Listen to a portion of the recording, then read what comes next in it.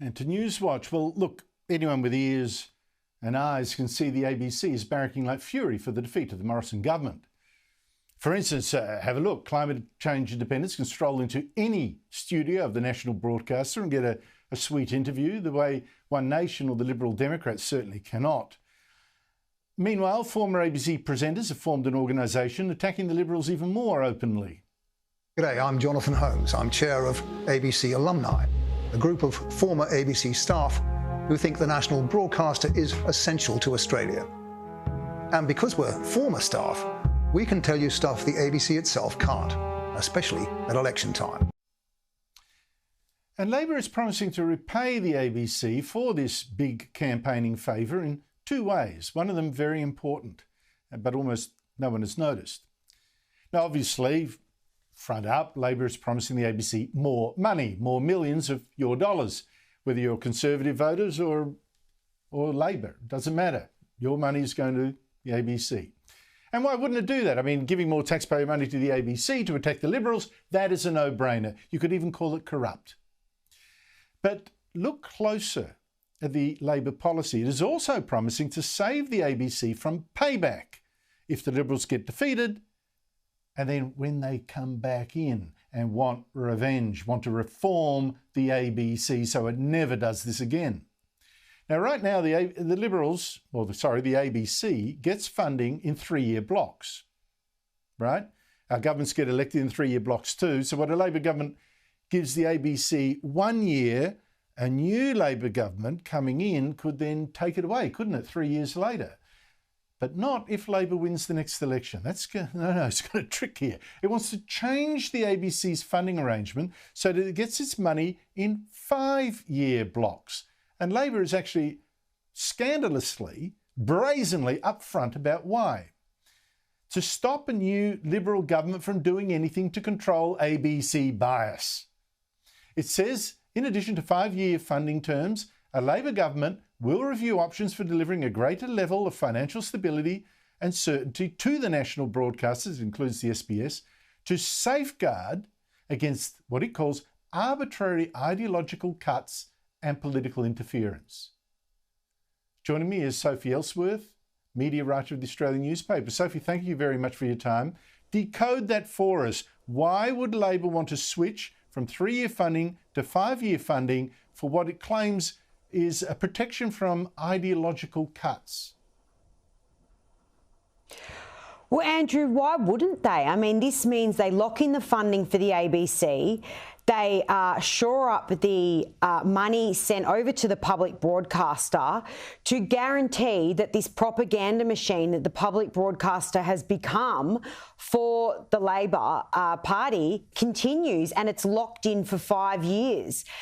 They have copious amounts of money over there at the ABC, but they can continually moan about it, Andrew.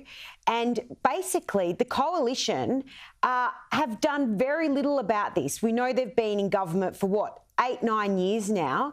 They've done very little about this. If Labor get in, this is very concerning because it will shore up ABC's funding even further and spread it out to that 5-year period instead of 3. Now, what do you make of the ABC's coverage so far, particularly the soft ride that it's giving to Simon Holmes à Court's climate independence, so-called?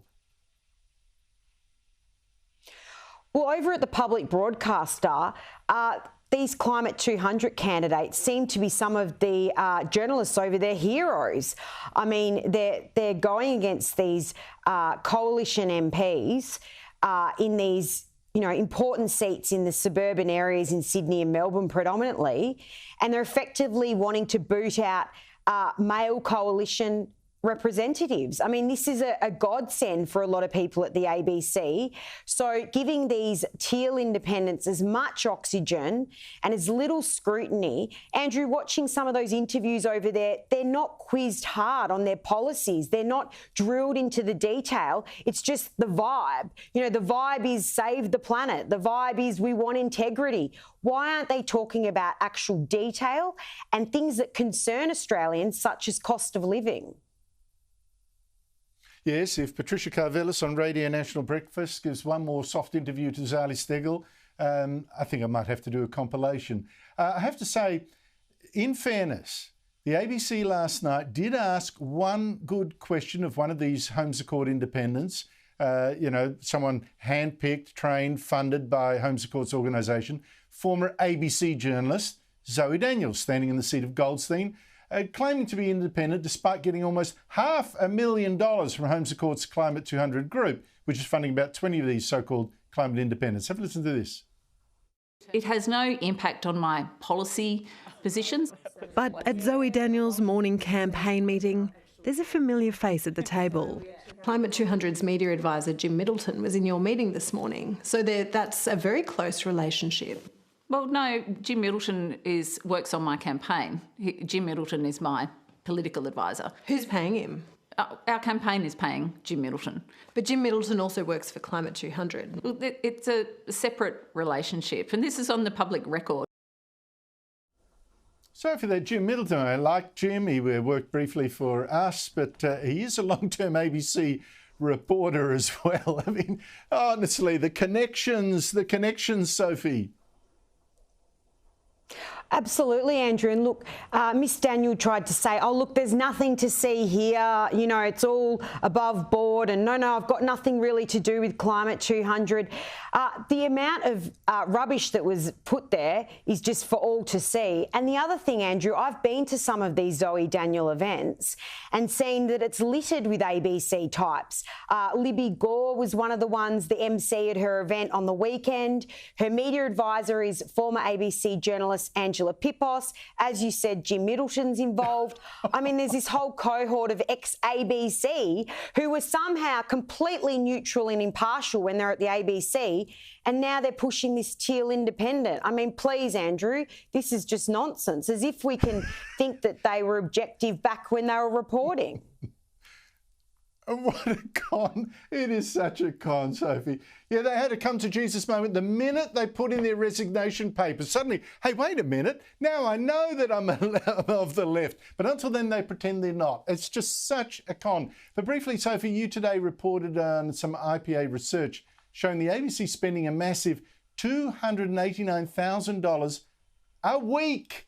$289,000 a week on advertising, promotions and audience research, even though the ABC claims it's not there for the ratings, it's just there as a public service. Why is this spending an issue? Well, firstly, Andrew, that is our money. That is the viewers' money. That is the taxpayers' money. They shouldn't need to be advertising. It's funded by us. We shouldn't be wasting money on advertising over at the ABC. And why on earth are they doing audience research? Clearly, they've got no clue what real Australians want to hear about, the average Australians. They're catering to this minority groups, it seems, with these leftist ideas, and they're completely out of touch with reality, Andrew. And the money they're spending is mind-boggling. I mean, nearly $5 billion over 4 months, $5 million, should I say, is a lot of money to people. $300,000 a week, Andrew. I mean, imagine how many journalists they could employ if they didn't waste money on advertising and so-called audience research. Sophie Elsworth, absolutely spot on. Thank you so much indeed for your time.